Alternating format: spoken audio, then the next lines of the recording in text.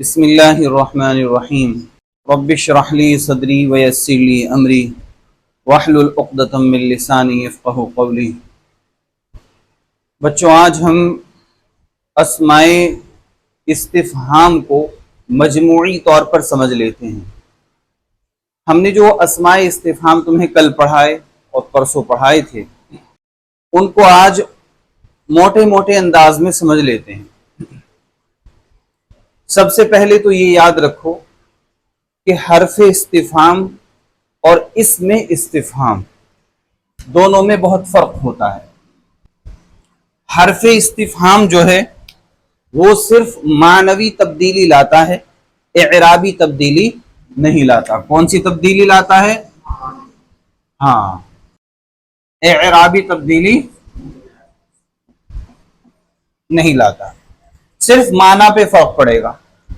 اب سوال اٹھتا ہے، کیا یہ مبتدا، خبر، فاعل، مفعول بن سکتے ہیں؟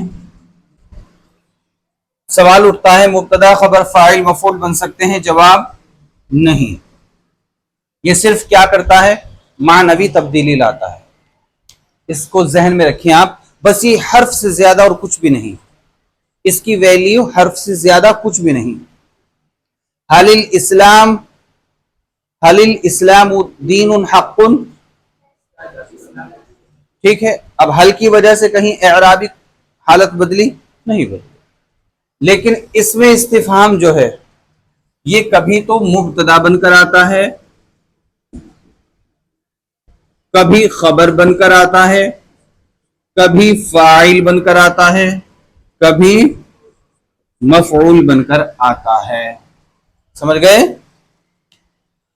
تو اس میں استفہام اور حرف استفہام دونوں میں ہمیں فرق اچھی طرح سمجھ میں آ گیا، اب ہم کنفیوز نہیں ہوں گے۔ تو اب ہم ایک قاعدہ اور سمجھ لیتے ہیں ایون اور ایتن کو لے کر کے۔ ایون کے معنی ہم نے کیا بتائے تھے آپ کو؟ کون سا، اور ایتن کے کون سی۔ یہ دونوں اسماء، یہ مذکر کے لیے ہے، یہ مؤنث کے لیے ہے۔ ان دو کے علاوہ باقی جتنے بھی اسماء استفہام ہیں وہ سب کے سب مبنی ہیں۔ کیا ہیں؟ مبنی ہیں۔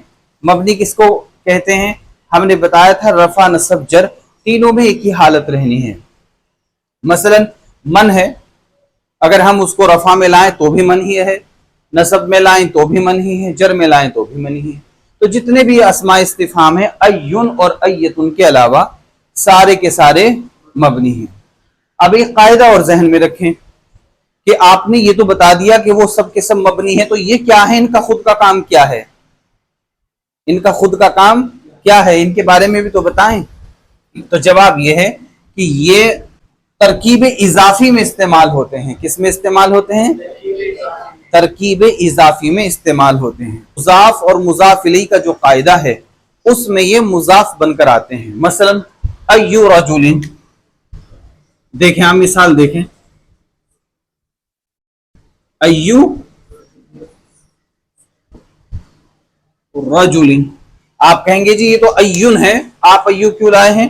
ہم نے بتایا نا کہ مضاف پر تنوین نہیں آتی اور الف لام تعریفی نہیں آتا، تو ترجمہ ہوگا کون سا آدمی۔ کیا ترجمہ ہوگا؟ ہاں، کون سا مرد، یا آدمی کر لو، کچھ ہی کر لو، کون سا مرد۔ اچھا، ایت النساء، ایت النساء، یہ جو میں نے مد لگایا ہے یہ کس قاعدے کے تحت لگا دیا؟ مد متصل، ماشاءاللہ۔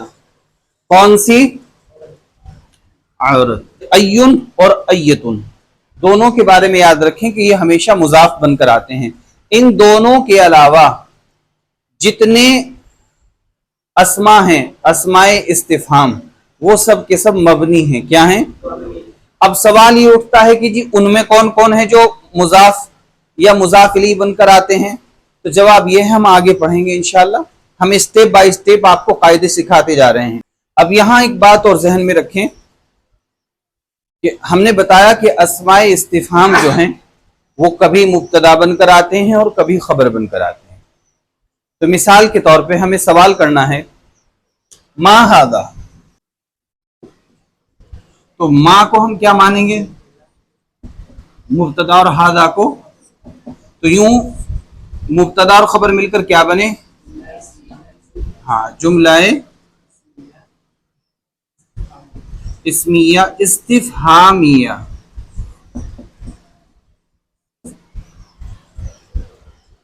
جملہ اسمیہ استفہامیہ یہ کیا ہے؟ اس کو ہم نے مبتدا مانا، اس کو خبر. اچھا، ہم نے بتایا تھا کہ اسماء استفہام کے بارے میں علماء نحویین کی دو رائے ہیں. پہلی رائے تو یہ بتائی تھی کہ یہ ان کو خبر مقدم کے طور پہ مانتے ہیں. اچھا، پہلے یہاں ایک سوال ہے میرا، یہ بتائیے کیا مبتدا بعد میں بھی آ سکتا ہے یا صرف شروع میں ہی آئے گا؟ بعد میں بھی آ سکتا ہے. اس کو ہم کیا بولتے ہیں؟ مبتدا مؤخر. کیا خبر آخر میں ہی آتی ہے ہمیشہ؟ شروع میں بھی آ سکتی ہے. اسے ہم کیا بولتے ہیں؟ خبر مقدم. تو علماء نحویین نے اسماء استفہام کے بارے میں دو رائے پیش کی ہیں. ایک رائے تو یہ دی ہے کہ اسماء استفہام جو ہیں وہ خبر مقدم کے طور پہ آتے ہیں، اور بعض نے کہا ہے کہ نہیں، مبتدا کے طور پر آتے ہیں. تو جس کو جس طرف شرح صدر ہو وہ اس رائے پر عمل کرے. یہ کوئی تضاد پھیلانے کا ٹاپک نہیں ہے کہ آدمی اس کو بنیاد بنا کر تضاد پھیلائے، ٹھیک ہے. اور بحثنا اور یہ جو ضدوں پر اڑنا یہ جہلا کا کام ہے، اہل علم کا نہیں. اہل علم کے لیے تو راستے ہی راستے ہیں، وہ چاہے اس راستے کو قبول کریں چاہے اس کو قبول کریں. ایک اور مثال لیجیے آپ. من ابو کا، تو ابو کیا بن گئے؟ ابو کا، یہ تو مبتدا ہو گیا اور یہ مضاف اور ضمیر مضاف الیہ. تیرا باپ کون ہے؟ تو یوں یہ مرکب اضافی ہو کر کیا بنا؟ یاد رکھیے گا کہ اسماء استفہام مضاف الیہ بن کر بھی آتے ہیں، تو اس لیے ترجمے میں ان کا لحاظ رکھنا ضروری ہے. جیسے کہ مثال ہے کتاب من. اب اس کا ترجمہ یہ نہیں ہوگا چونکہ اب ہم اس کو مرکب اضافی مانیں گے. ظاہر سی بات ہے مرکب اضافی تو مرکب ناقص کی قسموں میں سے ہے. وہ جو ہم نے شروع اسباق میں ایک لائن پڑھائی تھی، مرکب توصیفی، مرکب اضافی، مرکب جاری، مرکب، تو بہت سارے مرکبات پڑھے تھے. تو یاد رہے یہ مرکب اضافی ہے. تو ترجمہ مکمل کریں گے یا ادھورا؟ ادھورا ہوگا. اس طرح ہوگا کتاب من،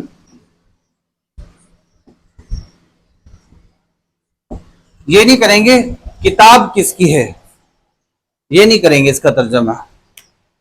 تو یہ قاعدہ ذہن میں آ گیا کہ یاد رکھیے گا کہ اسماء استفہام اگر بطور مضاف الیہ آئیں تو ان کا ترجمے میں لحاظ رکھنا ضروری ہوتا ہے. ایک قاعدہ اور سیکھ لیتے ہیں. ہم نے بتایا تھا کہ جب ما پر حرف جر داخل ہو، کس پر؟ ما پر. مان لیجئے میں لکھ رہا ہوں پہلے جو ان جو ہے حرف جر ہے یا نہیں؟ تو یہ حرف جر ہے. تو جب ما پر حرف جر داخل ہوتا ہے تو اسے کیا بنا دیتا ہے؟ ہاں. تو اب اس کو کیسے لکھیں گے؟ دیکھو ما تھا، وہ کیا تھا؟ ہاں، میں اس کو مکمل یہاں لکھ دیتا ہوں. یہ حقیقت میں یہ دو جز ہیں. اس عما کے اجزاء دو ہیں. نمبر ایک ان ہے اور نمبر دو ما ہے. تو جب ما پر حرف جر داخل ہوتا ہے تو اسے کیا کر دیتا ہے؟ یہ دیکھیے آپ، اسے یوں مختصر کر دیتا ہے. کیا کر دیتا ہے؟ ما کو گویا الف ختم ہو جاتا ہے. اچھا، ایک اور لے لیتے ہیں. یہ کیا لکھا میں نے؟ फीमा, इसके कितने जुज हैं? दो हैं, फी और दूसरा मा। तो जब हरफे जर मा पर दाखिल होता है उसके अलिफ को खत्म कर देता है और यूं ये क्या लिखा जाएगा? फीमा। अच्छा, लीमा, इसके कितने जुज हैं? दो। ली हरफे जर है या नहीं? और ये मा। तो जब इस पर हरफे जर दाखिल हुआ मा पर, तो इसको क्या बना दिया इसका अलिफ खत्म करके? लीमा। तो यूं आपको याद रहेगा इंशाअल्लाह कि जब हरफे जर मा पर दाखिल होता है तो उसके अलिफ को खत्म कर देता है। जैसे अम्मा यतसाअलून, वो हकीकत में क्या था? अम्मा। दो जुज हैं, हरफे जर भी है उसमें, क्या है? अन।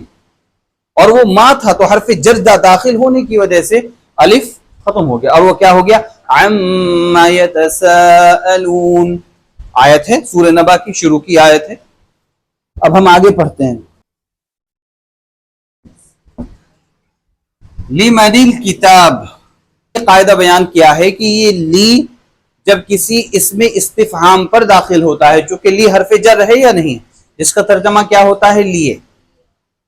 तो जब ये ली किसी इसमें इस्तिफहाम पर दाखिल होता है तो शुरू में आता है। क्या होता है?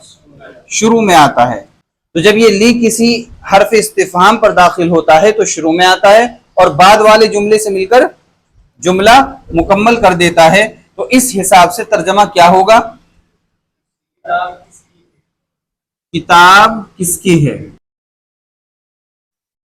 अब हम हिस्सा सोम समझ लेते हैं। आज हम समझेंगे ये जो कम है, कम के माना क्या आते हैं बच्चों बताओ? अरबी में जो कम है इसके माना क्या होते हैं? कितना। ठीक है, इसका इस्तेमाल दो तरह होता है। मैं यहां नक्शा बना लेता हूं ताकि तुम्हें समझा सकूं। एक तो कम आता है जो कि इस्तिफहामिया कहलाता है। क्या कहलाता है?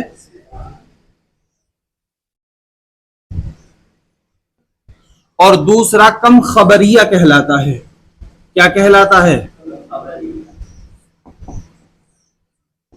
यानी ये जो कम है ये इस्तिफहाम के तौर पे भी इस्तेमाल होता है और ये खबर के तौर पे भी आता है। अब सवाल उठता है कि हम कैसे पहचाने कि ये कम इस्तिफहामिया है कि ये कम खबरिया है? कैसे पहचाने? अब यहां एक बात समझ लेते हैं। पहली निशानी कम इस्तिफहामिया और कम खबरिया। सबसे पहले तो हम इनके तर्जमे पे गौर करते हैं। इसका तर्जमा तो कम का ये होगा, ये वाला जो कम है कि कितना, क्या होगा? और कम खबरिया इसका होगा कितने ही, क्या होगा? ये जो कम है अगर ये इस्तिफहाम के लिए आएगा तो इसकी निशानी दो होंगी। नंबर एक, ये जो कम के बाद जो इसम आएगा वो नसब में होगा और नकीरा होगा। कम इस्तिफहामिया और कम खबरिया, इनकी पहचान बता रहे हैं कि अगर कम इस्तिफहामिया है तो उसकी दो निशानी देख लो कि कम के बाद जो इसम आया है वो नकीरा है, नकीरा हो, और दूसरा हालत नसब में होगा। कम दिरहमन। तो अब ये फिलहाल ये वाला जो कम है ये इस्तिफहामिया है या खबरिया है? इस्तिफहामिया है। कम दिरहमन इंदकुम। अच्छा देखो, अगर मैं एराब खत्म कर दूं, लो, कम दिरहमन इंदकम, इंदकम पढ़ेंगे क्या इसको? देखो दोनों सेम है लिखने के एतबार से, है कि नहीं? तो हमने बताया था कि जब आदमी अरबी कवाइद पढ़ता है तो फिर एराबी गलती से बच जाता है। जब सर्फ व नहू को पढ़ता है तो फिर एराबी गलती नहीं करता। अब यहाँ एराब तो नहीं लगे हुए हैं, हरकत सकना तो एराब तो नहीं है यहाँ। अब बताओ यहाँ पर कब इसको कुम पढ़ूं या कम पढ़ूं? कम। और इसको क्या पढ़ूं? दिरहमन। और इसको इंदकुम पढ़ या इंदकम पढ़ दूं? इंदकुम। इंदकुम क्यों पढ़ूं? इंदा क्या है? मुजाफिर, कुम मुजाफिर है। आप कवाई जानते हैं इसलिए आपने बासानी इसको पढ़ दिया। कम दिरहमन इंदकुम, कि तुम्हारे पास कितने दिरहम है। तो यहाँ ये वाला कम इस्तिफामिया है, खबरिया नहीं है, क्योंकि इसके बाद जो इस्म आया है वो नसब में है और नकीरा है। अच्छा, अगर कम खबरिया है, इसकी अलामत ये है कि इसके बाद वाला जो इस्म होगा कम के, मैं यहाँ कम लिख देता हूं, ये वाला कम खबरिया है। क्या है ये? वो इस्तिफामिया था, ये मिसाल खबरिया की है। तो अब इसके बाद जो इस्म आएगा अगर वो जर में है, क्या में है? हाँ, कम अब्दिन अअतक़्तु,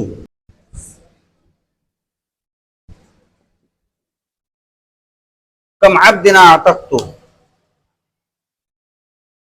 अब यहां की तर्जमा क्या होगा कम का? कितने ही गुलाम मैंने आजाद किए। अब आप दूसरी मिसाल में देखें, कम मिन दनानीरा। अब ये जो मिन है ये हरफ जर है या नहीं? और जाहिर सी बात है ये दनानीरा क्यों है? इसे भी मजरूर होना था, जर में होना था, दनानीरी। लेकिन हमने बताया था कि गैर मुनसरिफ जो होता है, गैर मुनसरिफ वो हालत जर में भी जबर ही कबूल करता है। क्या करता है? जबर ही कबूल करता है। तो जब ये जार हुआ तो ये मजरूर है, ये भी जर में है लेकिन गैर मुनसरिफ है। क्या है ये? गैर मुनसरिफ है। इसलिए ये दनानीरा है, बल्कि ये मुरक्कबी जारी है, ये जर है और ये मजरूर है। तो जारो मजरूर मिलकर क्या बने? हाँ, मुरक्कब जारी। तो गोया जो शर्त इन्होंने खबरिया की लगाई थी कि कम के बाद जर में होगा जो इसम आएगा, तो वो शर्त पूरी हो गई कि नहीं हुई? पूरी हो गई है। तो इस एतबार से ये कम खबरिया है या इस्तिफामिया है? हाँ, कम खबरिया है। माशाअल्लाह। तो आपको दोनों मिसालें समझ में आ गई अच्छी तरह। तो मैं एक मिसाल और लिख दूं यहां पर ताकि आपको समझ में आ जाए कम इस्तिफामिया की। अच्छा, इसको क्या पढ़ेंगे? कम सनतिन पढ़ेंगे या कम सनतन पढ़ेंगे? क्योंकि ये वाला कम कौन सा है? इस्तिफामिया है, तो इसलिए पढ़ेंगे कम सनतन उम्रुक, तेरी उम्र क्या है। माशाअल्लाह, आप समझने लगे, बहुत अच्छा लगता है। अब आप लोगों को पढ़ाकर दिल भी खुश होता है क्योंकि आप बात को समझते हैं। तो अब अल्हम्दुलिल्लाह हम समझ चुके हैं कि जो कम है उसकी दो किस्में हैं, एक तो कम इस्तिफामिया होता है और एक खबरिया होता है। कम इस्तिफामिया की दो अलामत है कि उसके बाद वाला इसम नसब में होगा और नकीरा होगा, और कम खबरिया के बाद वाला इसम जो है वो जर में होगा। हमने दोनों मिसाल लिखी है, गैर मुनसरिफ वाली भी लिखी है, ताकि बच्चा गलत फहमी का शिकार ना हो और इस तरफ भी ज़हन खुला रहे। ठीक, हर जबर को वो जो है नसब ख्याल ना करे, बल्कि दिल में खाका मौजूद रहे कि नहीं ये जर भी हो सकता है क्योंकि गैर मुनसरिफ है। मसलन फातिमतु, फातिमता, फातिमता। अब यहां गैर मुनसरिफ हुआ कि नहीं हुआ? मसाजिदु, मसाजिदा, मसाजिदा। तो अगर गैर मुनसरिफ इसम जो है उस पर अलिफ लाम तारीफी दाखिल हो जाए फिर तो वो जेर कबूल करता है, वरना तो नहीं कबूल करता। या वो क्या बन रहा हो? मुजाफ बन रहा हो एक ही वक्त में और मुजाफ इलैहि भी। कम अब्दिन अअतक़्तु, कितने ही गुलाम मैंने आजाद किए। कम मिन दनानीर अनफ़क़्तु अलल फ़ुक़रा, बहुत से दीनार मैंने फकीरों पर खर्च किए। यहां एक बात और जहन में बिठा लें आप कि अगर कम के बाद चाहे वो इसम वाहिद हो या जमा की शक्ल में हो तो उसे मजरूर ख्याल किया जाएगा, और उसका जब तर्जमा करेंगे तो जमा का या वाहिद का या तस्निया का ख्याल करते हुए ही उसका तर्जमा होगा। ऐसे नहीं होगा कि अंधे का तीर बिटोड़े में लग गया तो वाह, नहीं लगा तो अंधा है ही। कुछ अल्फाज व मानी थोड़े से याद कर लो, फिर उसके बाद अरबी की तरतीबें कर लेते हैं। सकीमुन, बीमार। शातुन, बकरी। ज़बहतु, मैंने ज़िबाह किया। तिलमीज़ुन, शागिर्द। जमा आती है तलामीज़तुन, क्या आती है? हाँ। मादूदतुन, गिनी हुई, गिनती के चंद। मिसालें देख लेते हैं। देखो बच्चों, यहां गौर करें। सबसे पहले तो ये बताएं, ये वाला जो कम है یہ استفہامیہ ہے یا خبریہ ہے؟ استفہامیہ یہ کیوں ہے؟ اس کے بعد والا اسم نکیرہ ہے اور نصب میں ہے. شاباش. تو علامت پائی جا رہی ہیں، اس لیے یہ والا کم استفہامیہ مانا جائے گا. کم ولدن لک یا خالد. اچھا لکا کیا ہے؟ لا کیا ہے؟ حرف جر ہے اور کا مجرور ہے، تو گویا یہ مرکب جاری ہوا. ٹھیک ہے، جس کا ترجمہ تیرا، ٹھیک ہے، یا تیرے. تو کم ولد لکا یا خالد. اچھا عبارت پڑھنے کے اعتبار سے یہاں مجھے یہ بتاؤ، اگر تنوین کے بعد لام آ جائے تو کیسے پڑھیں گے اس کو؟ ولد اللہ کا کیوں پڑھیں گے؟ ادغام بلا غنہ کے تحت پڑھیں گے. اچھا کم ولد اللہ کا یا خالد، تو کم استفہامیہ ہے، ولدن بیٹے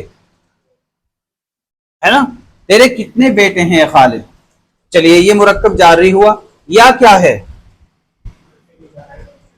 حرف ندا ہے، خالد منادا ہے. اچھا یہ خالدن کیوں نہیں آیا؟ کچھ وجہ ہے، ان میں سے مشہور وجہ بتاؤ جو تم نے پڑھ رکھی ہے.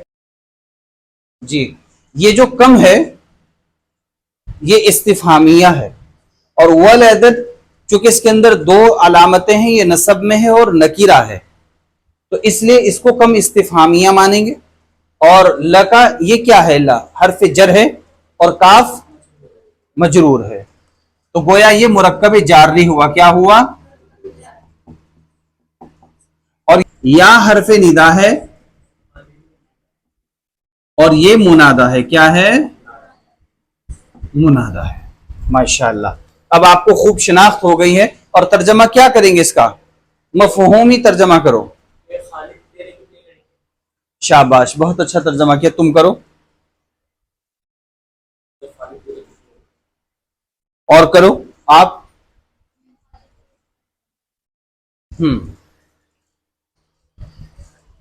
کم تلمیذا حاضر فی المدرسۃ. تو یہاں یہ والا کم جو ہے وہ کون سا ہے؟ استفہامیہ ہے یا خبریہ ہے؟ استفہامیہ ہے. تو کیوں ہے؟ کیا پہچان ہے؟ اس کے بعد والا اسم نصب میں ہے اور نکیرہ ہے، تو اس لیے ترجمہ کیا ہوگا؟ کتنے. یہ والا جو کم ہے یہ خبریہ ہے یا استفہامیہ ہے؟ کیوں ہے خبریہ؟ جر میں ہے. ماشاءاللہ. اب اس کا ترجمہ کریں آپ. کم تلمیذا حاضر فی المدرسۃ.